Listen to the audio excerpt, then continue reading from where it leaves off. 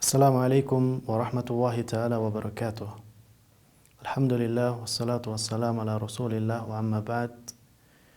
Segala puji bagi Allah subhanahu wa ta'ala, salawat dan salam semoga selalu tercurah kepada Rasul kita Muhammad sallallahu alaihi wasallam beserta keluarganya, sahabatnya, serta orang-orang yang selalu mengikuti sunnahnya hingga akhir zaman.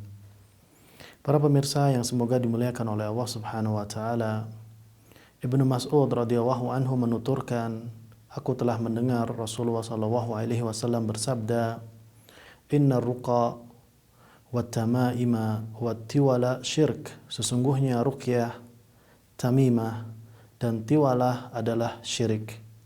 Hadis riwayat Ahmad dan Abu Dawud. Sesungguhnya ruqyah, tamimah dan tiwalah merupakan bentuk syirik dengan tanpa pengecualian. Adapun ruqyah dengan menggunakan ayat-ayat Al-Quran atau doa-doa yang diajarkan oleh Rasul kita Muhammad sallallahu alaihi wasallam untuk mengobati penyakit ain, sengatan serangga atau yang lainnya, maka itu tidak termasuk syirik. Kemudian di antara syarat diperbolehkannya bacaan ruqyah, yang pertama, tidak boleh berkeyakinan bahwa ruqyah itu dapat menyembuhkan secara langsung, akan tetapi sebagai sarana dan tidak akan menyembuhkan kecuali dengan izin Allah subhanahu wa ta'ala. Kemudian yang kedua, tidak boleh menyelisihi syariat, terlebih ketika ada permohonan atau permintaan kepada selain Allah subhanahu wa ta'ala. Semisal contoh, meminta kepada jin, maka yang seperti ini tentunya dilarang di dalam agama Islam.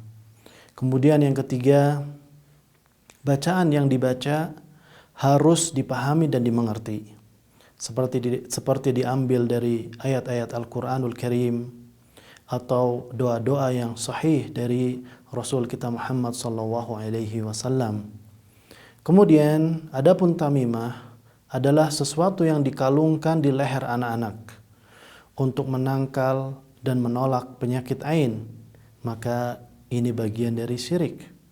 Kemudian yang dimaksud dengan tiwalah adalah sesuatu yang dibuat dengan anggapan bahwa hal tersebut dapat menjadikan seorang istri mencintai suaminya atau seorang suami mencintai istrinya, maka ini juga bagian dari kesyirikan. Hadza wallahu ta'ala alam. Wa sallallahu ala nabiyina Muhammad. Wassalamualaikum warahmatullahi ta'ala wabarakatuh.